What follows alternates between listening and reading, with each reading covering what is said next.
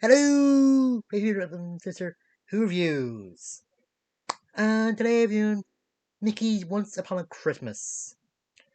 This is an anthology movie where Kelsey Grammer as a narrator tells three uh, Christmas themed stories, and they're represented by three things that are under Christmas tree, and they have to do with some Disney characters. And the first story with Huey, Dewey, Louis and their family is represented by this toy boat. And the boys just have a good Christmas in this that he wish their Christmas to be every day. Yeah, I don't know if there's a kid alive that hasn't wished that, but hmm. And at first they enjoy it and they can't wait for the next day, but eventually they just get tired of it. They just know what's gonna come and it just gets very predictable and stuff like that. So they decided to liven things up by using their new toys to mess with Donald, or just play a prank on Chip and Dale. I think, because they're just chipmunks, so they're not the other ones. So, and they replace Daisy's ham with a live turkey with Donald just chasing them and just ruining the house. And they say they ruined everybody's Christmas, so they decide to make it the best Christmas ever for everybody else, not just for them. And they introduce a new aunt, and it's Aunt Dula or something. I haven't seen her after this, and I don't know if it was anything before this either. I don't know. It's just exclusive to this movie. And of course, for the boys being nice, the boys, or Donald, thinks they're up to something.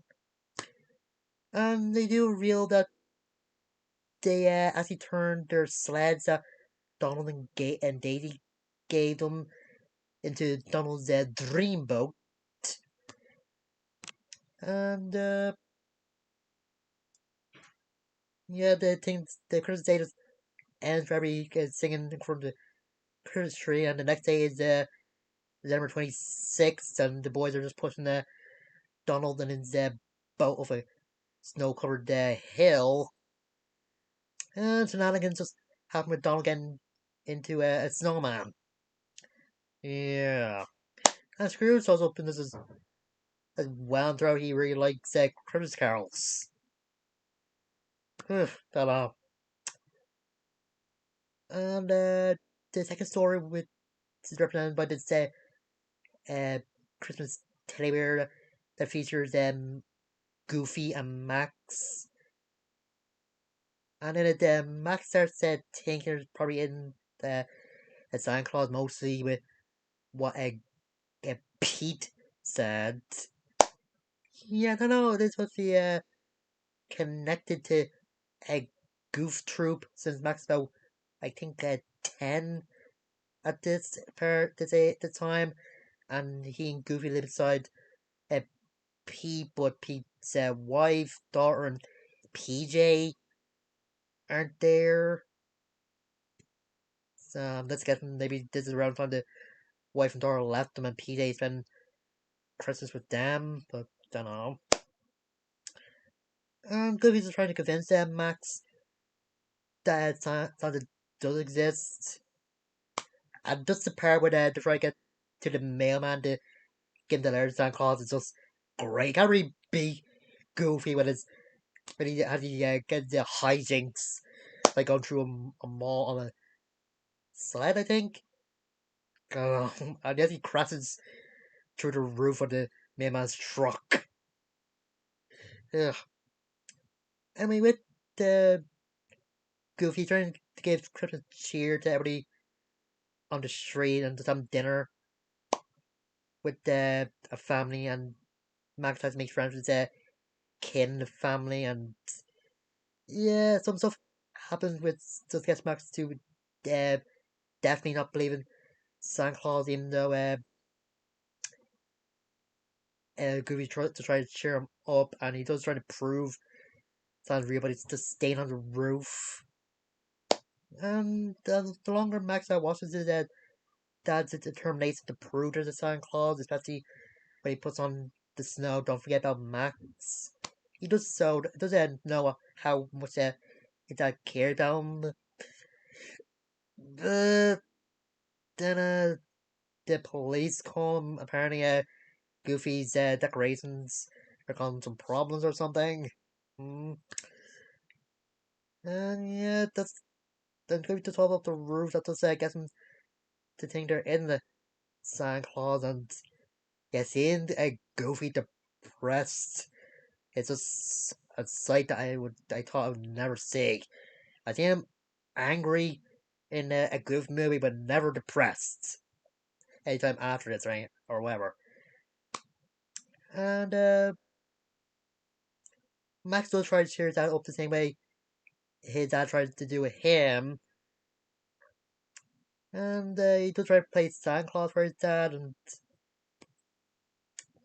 eventually the dad Goofy finds out it was Max, and they just bond for a few minutes when Max saying he just wanted to cheer his dad up or something.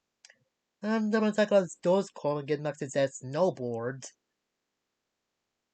and yeah, Pete sees him and just barking at him to give him some presents. And then Claus just puts snow on Goofy's house onto Pete. Yeah, so tell me Pete was the type of person that always got coal as a child. Hmm. And Goofy does say to Max what he asked for Santa for, and McGov reveal what is here, and Max is saying to Sarah to get with the kid he made friends with the other night.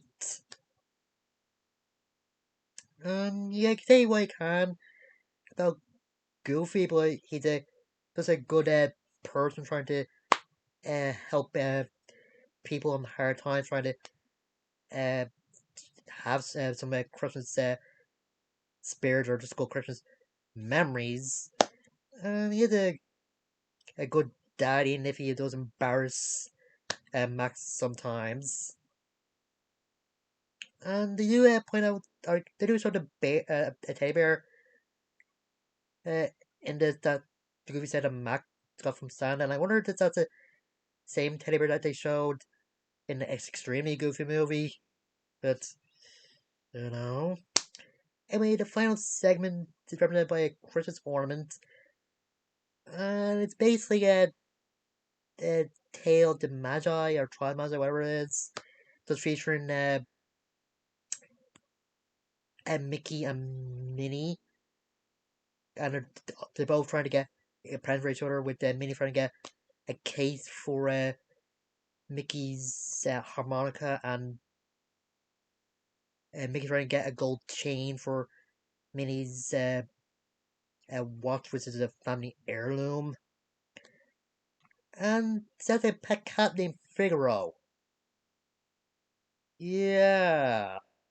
It's not the same Figaro from Pinocchio, because it looks a lot like it.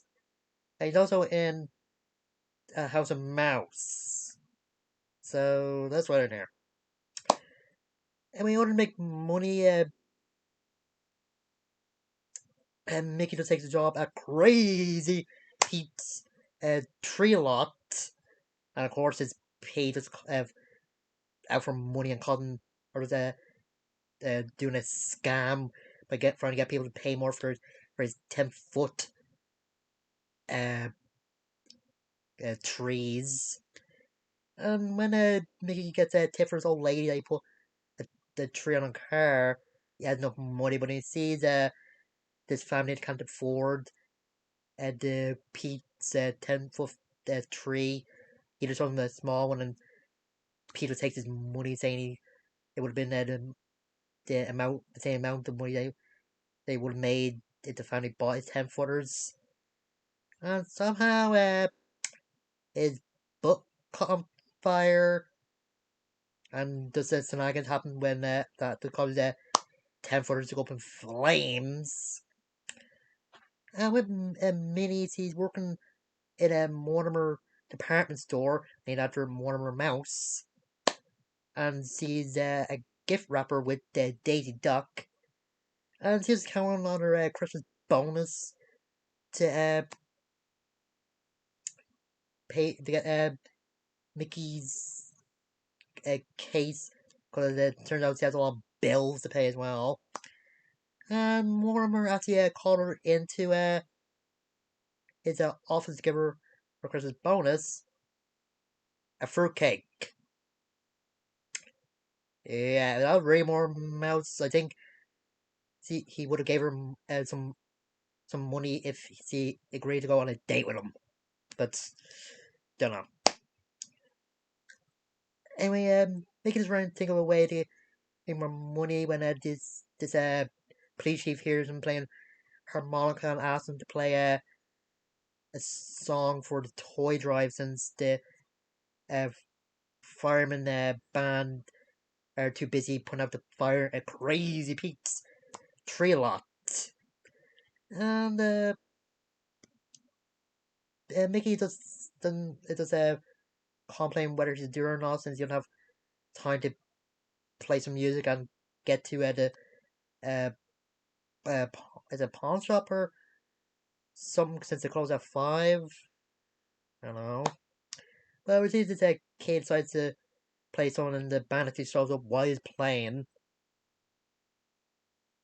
And when it's done, he did cause the tour to be a success. And he thinks his harmonica might be worth something, so he just tries to get her in time. But yeah, when he gets there, the shop is closing up, and he's trying to ask the guy, can he trade his harmonica uh for the chain. But the guy thinks it isn't worth anything. But when he's just hears Mickey playing, and maybe he's just showing some pity to the mouse. And just